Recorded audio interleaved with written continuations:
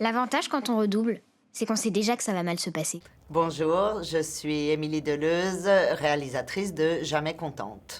On va commencer avec l'incontournable Princesse de Clèves. Déjà, la princesse, elle tombe amoureuse d'un mec hyper beau, hyper riche. À qui est-ce qu'elle va demander conseil? À sa mère. Le caractère d'Aurore, j'ai une métaphore.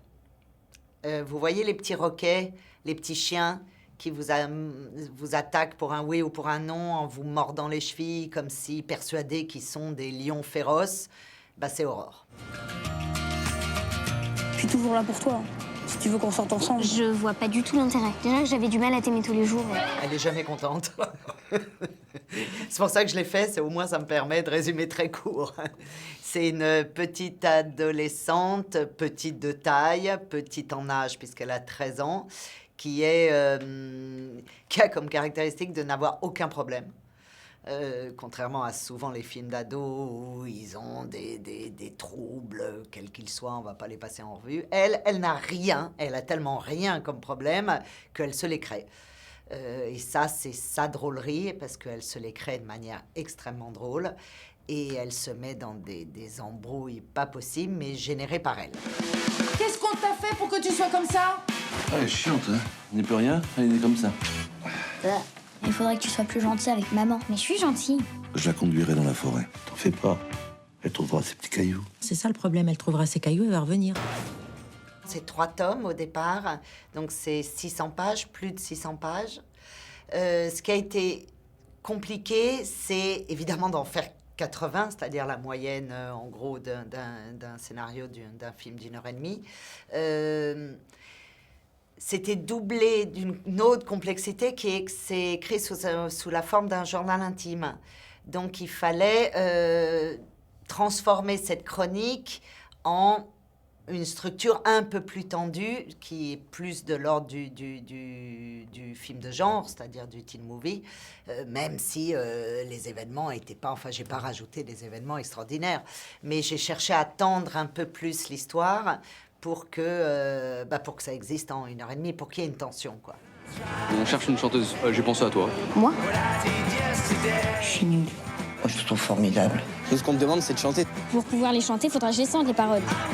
Je crois que la première chose que j'ai vue chez elle, mis à part cette petite taille que je trouvais très attachante, c'est son côté à la fois très dans l'époque et en même temps intemporel, un peu rock, quoi. Enfin, je l'appelle la fille rock, dans le sens où elle n'est pas une caricature des petites poulettes d'aujourd'hui. Elle a une force en elle plus ample. Et en même temps, elle est complètement d'aujourd'hui. Elle a quelque chose elle a un équilibre entre une intemporalité qui définit l'adolescence dans toute sa grandeur et en même temps quelque chose de très actuel. Et ça m'a plu tout de suite. Il en faut combien, tu crois, pour trouver le bon? Écoute, 1, 2, 3, 5, 6. Voilà, je vous préviens, c'est une bonne nouvelle. Vladimir m'a demandé et j'ai dit oui. T'as dit oui pour... à quoi? Pourquoi?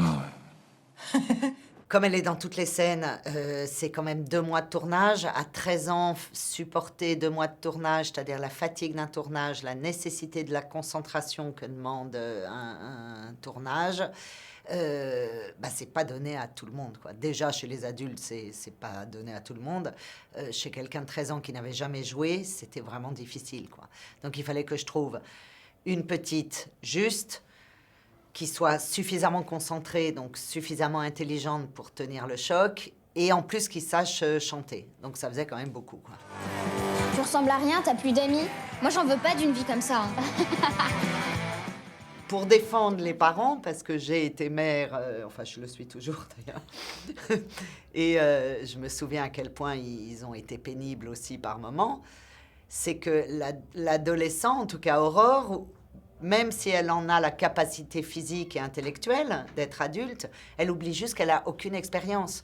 Et que donc, quand elle se dit « mais je peux vivre ça », la seule chose que l'adulte, enfin la mère ou le père en face a à lui dire, c'est « tu sais pas ce que c'est ». Et effectivement, ça fait discours de vieux con, d'ailleurs, ce qu'on reçoit toujours dans la gueule à chaque fois qu'on les prévient. Ils peuvent pas l'entendre, mais c'est vrai. quand le concert? On a une date arrêtée finalement. Je vais me suicider et je reviens. On t'attend pas du coup?